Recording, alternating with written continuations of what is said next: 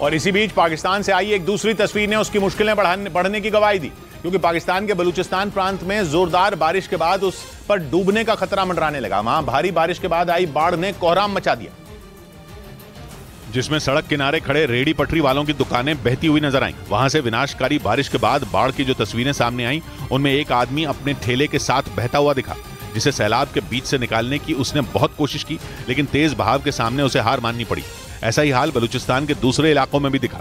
वहां तो मानो शहर में समंदर ही घुस आया, जिसकी वजह से वहां रहने वालों का बाकी इलाकों से संपर्क ही टूट गया और उनके घर पानी में डूब गए। जानकारी के मुताबिक बारिश और बाढ़ की वजह से वहां 8 लोगों की मौत हो गई। इधर मुख्तार अंसारी के भाई अफजाल अंसारी को गैंगस्टर एक्ट मामले में 4 साल की सजा सुनाए जाने के बाद उनकी संसद सदस्यता खत्म कर दी गई।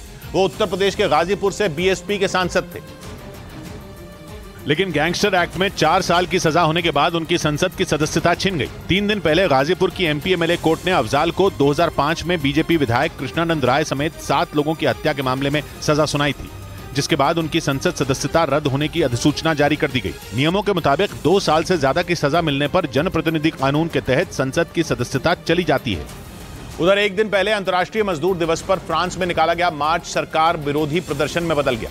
फ्रांस की सरकार ने रिटायरमेंट की उम्र 62 साल से बढ़ाकर 64 साल कर दी। इस बात पर वहां बवाल मचा है, लेकिन सरकार नहीं झुकी तो लोगों ने मजदूर दिवस पर मोर्चा खोल दिया।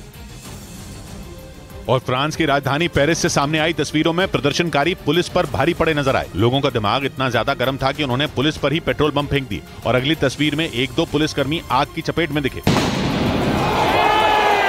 रिटायरमेंट की उम्र बढ़ाने का विरोध कर रहे लोगों के हाथ में जो आया उन्होंने पुलिस पर दे मारा। उन्होंने पुलिस पर कूड़ेदान फेंक दिया, पुलिस को डंडा तक मार दिया, यहां तक कि वो पुलिस से 2-2 हाथ करने के लिए पटाखे घर से लेकर आए थे। इसके बाद पुलिस भी प्रदर्शनकारियों से भिड़ गई,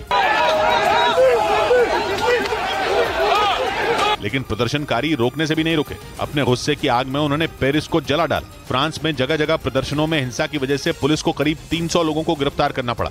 इधर फंड की कमी से जूझ रही एयरलाइन कंपनी गो फर्स्ट ने 2 दिनों के लिए अपनी सभी उड़ानें रद्द कर दी, जिसके बाद डीजीसीए यानी directorate general of civil aviation ने नोटिस जारी कर दिया और बताया कि गो फर्स्ट की ओर से उड़ानें रद्द करने से पहले डीजीसीए को कोई जानकारी नहीं दी गई और न ही डीजीसीए की शर्तों का पालन किया गया। गो फर्स्ट ने 3 और 4 मई की उड़ानों को रद्द किया। साथ ही कंपनी ने यात्रा के लिए टिकटों की नई बुकिंग पर भी रोक लगा दी।